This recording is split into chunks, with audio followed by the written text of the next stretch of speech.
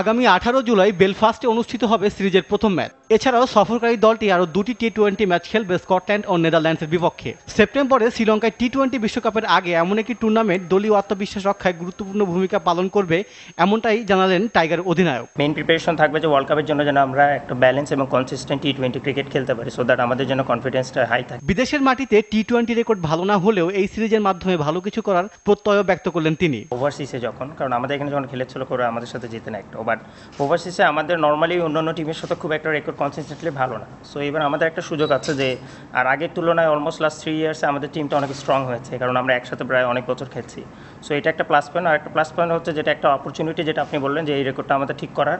তার আগে অবভিয়াসলি আমাদের টার্গেট থাকবে যে এই পুরো সিরিজটা যেন আমরা ভালো খেলে অন্তত সিরিজটা অবশ্যই যেন জিতি।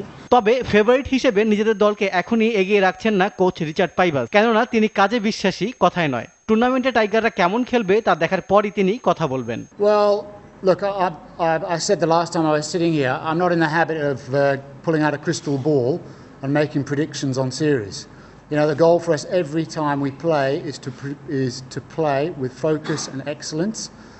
We need to make sure we're controlling our game plans and the things which we want to do. We'll have complete respect for Ireland. They've knocked over big boys in the past, like they did at the last World Cup. They're very dangerous.